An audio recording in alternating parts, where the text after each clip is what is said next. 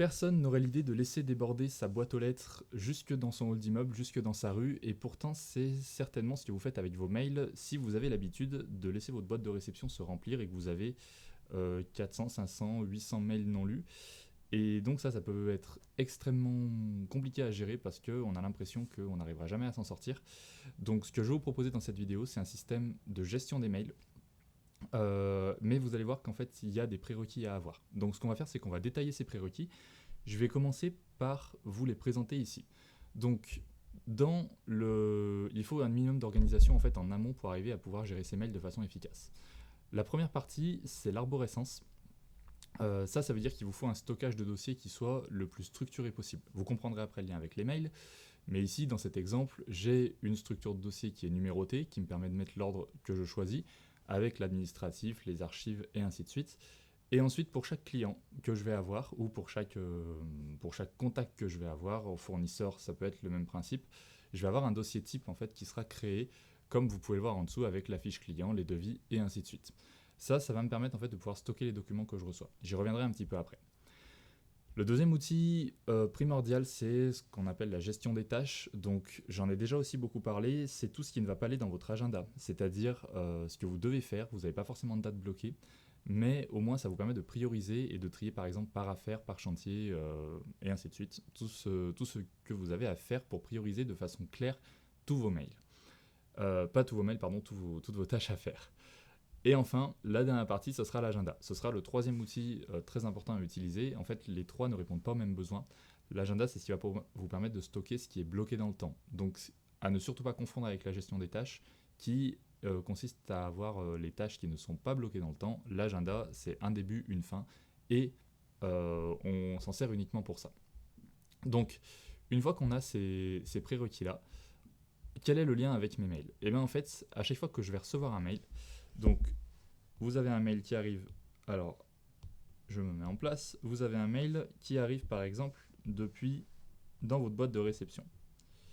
À partir de là, l'idée, c'est que vous allez vous poser la question, qu'est-ce que j'en fais? Alors, il y a plusieurs cas. Le premier cas, c'est qu'il ne correspond pas aux trois éléments que je vous ai montrés, mais c'est simplement un mail de communication, c'est-à-dire une petite demande de renseignement, une confirmation.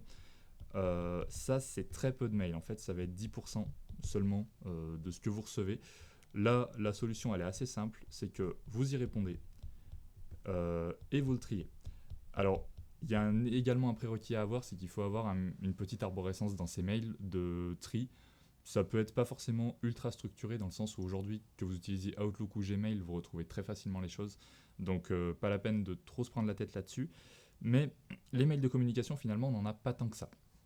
Ensuite, je vais également en parler, même si c'est pas le plus intéressant, mais on a tout ce qui est les mails qui sont des spams, des démarchages non désirés et ainsi de suite. Ça va à la corbeille et on s'en occupe pas. D'accord? Donc, maintenant, je vais faire le lien avec mes trois outils dont je vous ai parlé plus tôt. Vous avez des mails qui sont ce qu'on appelle, vous recevez par exemple un plan, une autorisation, qui sont ce qu'on appelle des ressources. Cette ressource, c'est tout simple. Si vous avez votre système de stockage derrière, vous allez directement la mettre dans l'arborescence et votre mail va être rangé. Deuxième type de mail, ça va être ce qu'on appelle les to-do. Par exemple, on vous demande un chiffrage, on vous demande un devis, on vous demande de rédiger un contrat, on vous demande de signer un contrat, mais vous ne pouvez pas le faire immédiatement. Et donc, vous allez le mettre dans votre gestion des tâches, vous le traiterez plus tard, mais au moins votre mail peut être trié directement et vous irez chercher votre mail au moment où vous faites votre tâche. Et enfin, le dernier type de mail, ça peut être le fait de placer un rendez-vous. Et donc vous l'avez compris, le rendez-vous, on le met dans l'agenda, et au moins vous pouvez trier votre mail de la même façon. Ce système-là, il s'appelle Inbox 0.